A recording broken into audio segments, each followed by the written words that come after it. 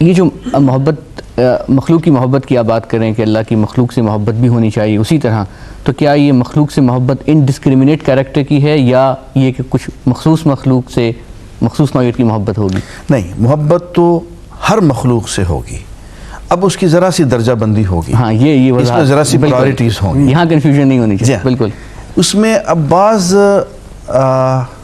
شخصیات یا بعض مخلوقات ایسی ہیں جن کو ہم اللہ کے شعائر کہتے ہیں۔ اچھا، شعائر یہ اصطلاح ہے قرآن مجید کی، یہ لفظ عربی کا ہے شعیرہ۔ شعیرہ کہتے ہیں کسی ایسی علامت کو جس کو ہم حواس خمسہ سے محسوس کر سکیں۔ اب اللہ تعالیٰ کو تو حواس خمسہ سے محسوس نہیں کر سکتے، لیکن اس نے اپنی کچھ علامات، کچھ نشانیاں اس دنیا میں پھیلا رکھی ہیں۔ مثلا نے کہا کہ یہ دیکھو، یہ میرا گھر ہے، یہ میرا بیت اللہ ہے، یہ اس کی تجلیات کا مرکز ہے، اس کو جو چاہیں آپ کہتے رہیں، کہتا نہیں یہ میری ایک نشانی ہے، میرا سمبل ہے۔ ہاں، اب تم مجھے سجدہ کرنے چاہو گے تو میری تو کوئی جہت نہیں ہے، ہاں، میں ادھر بھی ہوں ادھر بھی ہوں، ہر طرف ہوں، میرا تو کوئی، تو کہاں سجدہ کرو گے؟ لو، یہ ایک جگہ ہے، یہ ایک محسوس علامت ہے، یہ ایک شعیرہ ہے میرے شاعر اللہ میں سے، سارے لوگ مل کے اس کی طرف سجدہ کرو، تاکہ تم لوگ ملٹی ڈائریکشنل نہ ہو، بلکہ تم سب کی ایک ہی ڈائریکشن، یونیفارمٹی ہو، یونیفارمٹی تم ایک پیدا ہو۔ ایسے ہی شاعر اللہ میں جو سب سے بڑا شاعرہ، سب سے بڑی جو اس کی علامت ہے، وہ اس کی اپنی ایک صفت ہے، کلام اللہ۔ جی، کلام اس کا، قرآن مجید شاعر اللہ میں سب سے ابھری ہوئی چیز ہے۔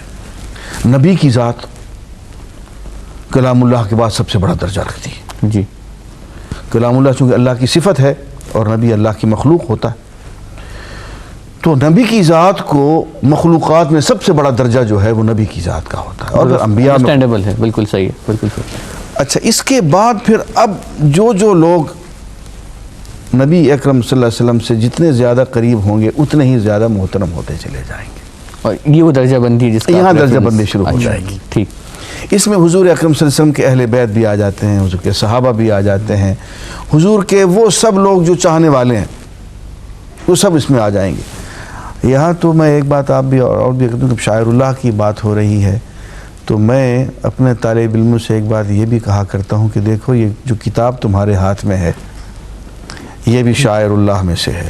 اچھا، اور یہ دیکھو، یہ جو تمہارا استاد ہے نا، یہ جو تمہارا شیخ ہے، اور اسے شیخ طریقت ہی نہیں، وہ شخص جو ہمیں کیمسٹری بھی پڑھاتا ہے وہ بھی ہمارا شیخ ہی ہے۔ بالکل صحیح ہے، اس لیے کہ ہمارا تو نظریہ ہے کہ العلم وہ ہے جس میں کہ دین بھی ہے دنیا بھی ہے، بالکل۔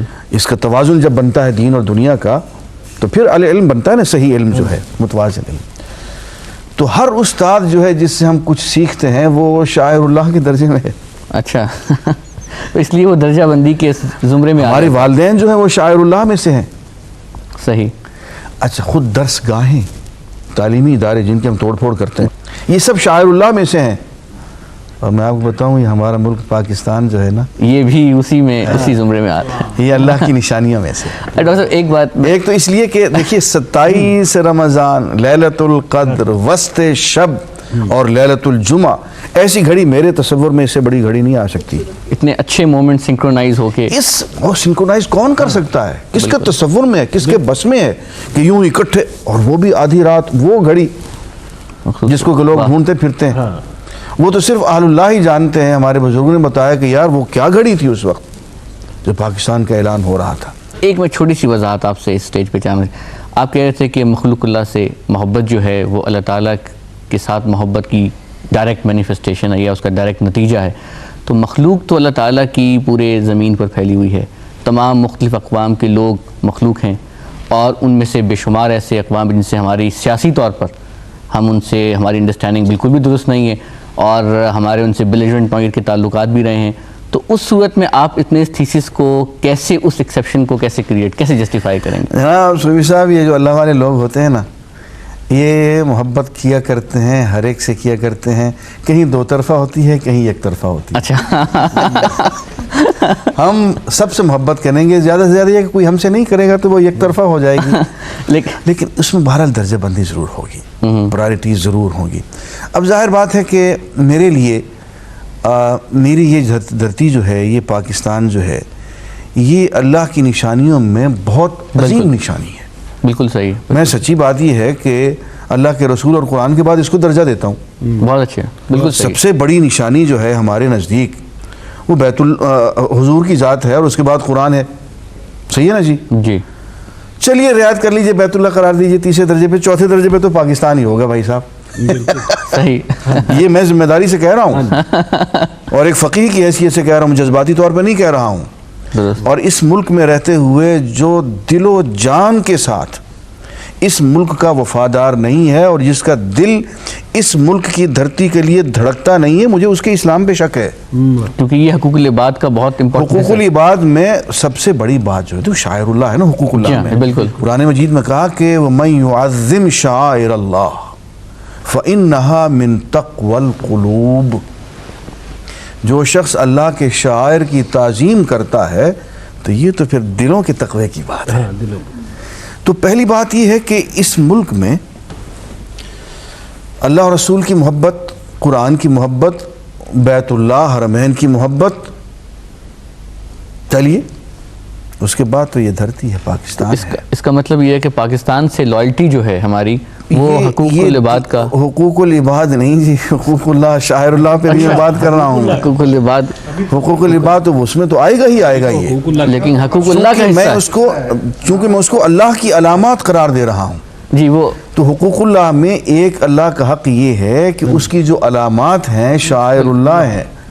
تو پہلی بات یہ کہ میں پاکستان کی محبت کو حقوق اللہ میں شمار کر رہا ہوں. وہ علامہ اقبال کا ایک مصرع ہے کہ میرے عرب کو آئی ٹھنڈی ہوا جہاں. ہاں, میرا وطن وہی ہے, میرا وطن وہی. میرے عرب کو آئی ٹھنڈی ہوا جہاں سے, ٹھنڈی ہوا جہاں سے, میرا وطن وہی ہے. یہ غالب بن حدیث کی طرف اشارہ ہے. جی ایک حدیث میں ہے. تو اصل بات یہ ہے کہ پہلی بات تو یہ ہے کہ ہم اس دیش کی جس کی بنیاد جو ہے لا الہ الا اللہ پہ رکھی گئی ہے, جی اللہ کا نام جو ہے جس کی بنیاد بن رہا ہے, اس سے وفا کریں. اور یہ حقوق اللہ میں سے میں آپ سرچ کروں. ہاں اب اس قوم سے محبت جو ہے اس کو آپ حقوق العباد میں لے آئیے, جو یہاں پہ رہتے ہیں بلا تفریق سب لوگ. تو اصل میں کہنا میں یہ چاہ رہا تھا کہ حقوق العباد جو ہیں وہ سارے کے سارے مبنی ہیں حقوق اللہ پہ. مثلا اس کی میں ایک مثال عرض کرتا ہوں. دیکھیے قرآن مجید میں جہاں کہیں آپ پڑھیں گے اقیم الصلاۃ تو ساتھ آ جائے گا وہ آتوا الزکاۃ, نماز ادا کرو, زکوٰۃ دو, نماز قائم کرو اور زکوٰۃ ادا کرو. اچھا آپ ذرا تجربے سے دیکھ لیجئے کہ وہ شخص جو نماز پڑھتا ہے, قائم کرتا ہے اور بقائمی ہوش و حواس, اس کو ریچولائز نہیں کرتا ایک رسم کے طور پہ, عادت کے طور پہ, وہ نہیں. نماز کی جو اسپرٹ ہے, روح ہے, اس کے اندر وہ ڈوب جاتا ہے, تو آپ دیکھیں گے کہ اس کے مزاج کے اندر ایک مامتا بھر جاتی ہے. وہ ڈھونڈتا پھرتا ہے کہ کہاں اس مامتا کو لٹائے. اچھا, اب یہی نماز اس کے لیے ایک راستہ دیتی ہے, اس کو 5 مرتبے اپنے محلے کے نمازیوں کے ساتھ کھڑا کر دیتی ہے. اس کو پتہ چلتا ہے کہ فلاں آدمی آج اداس نظر آ رہا ہے, فلاں کے کپڑے پھٹے ہوئے ہیں, فلاں آدمی اس کا رنگ پیلا ہے, فلاں آدمی آیا ہی نہیں ہے, وہ ہسپتال میں داخل ہے, بیمار ہے, فلاں کی ساتھ آپ کو ویسی عیادت کی ضرورت ہے, فلاں کی ساتھ آپ کو مالی مدد کی ضرورت ہے, فلاں کے ساتھ ویسی بیٹھ کے دلجوئی کرنے کی ضرورت ہے. یہ زکوٰۃ کا نظام شروع ہو گیا. نماز کے اندر سے, نماز کی کوکھ سے زکوٰۃ نکل رہی ہے.